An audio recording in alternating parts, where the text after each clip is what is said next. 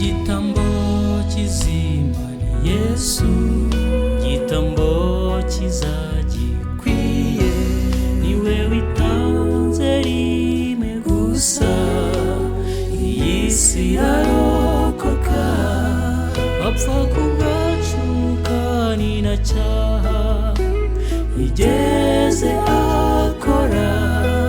Nyuma y'iminsi itatu yonyine tuzukanira kunesha. Ni Yesu ufite urufunguzo rw'ikuzimu, yavuyeyo abantu batekereza ko adateze kuzazuka.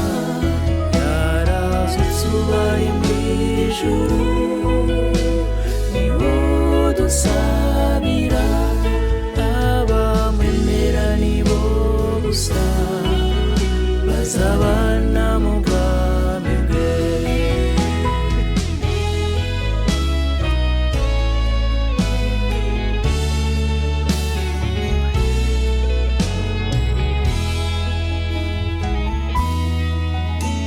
Notekereza impimba wateye umukiza, avuga amasengana agahinda, ati data bibuka ushaka, yabize ibyuya by'amaraso, umuziranenge utacumuye, yamaze iminsi itatu gusa atuzukanira kunesha. Ni Yesu ufite urufunguzo rw'ikuzimu, yavuyeyo abantu batekereza ko adateze kuzazuka. Yarazutse ubari mu ijuru, niho dusabira, abamwemera nibo gusa bazabana mu bwami bwe.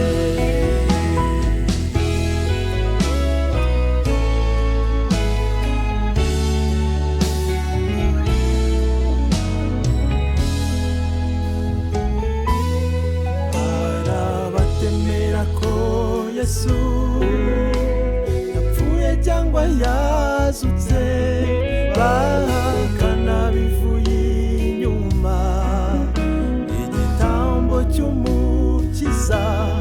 Tubasange tubamenyeshe iby'Imana nziza, mwene muntu ko yacumuye ndetse nuko yacunguwe.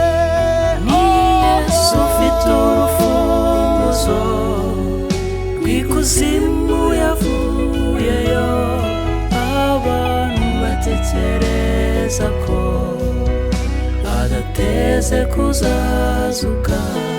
Yarazutse ubari mu ijuru, niwo dusabira, abamwemera nibo gusa bazabana mu bwami bwe. Ni Yesu ufite urufunguzo rw'ikuzimu, yavuyeyo abantu batekereza ko adateze kuzazuka. Yarazutse ubari mu ijuru, niwo dusabira, abamwemera nibo gusa bazabana mu bwami bwe.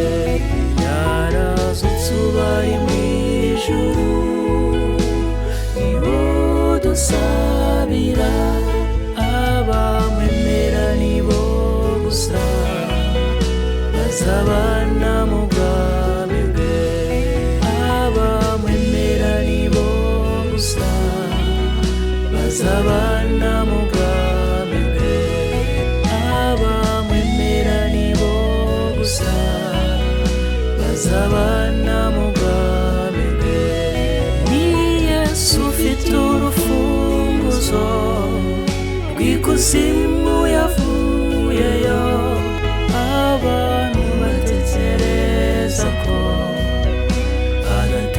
twiteze kuzazuka.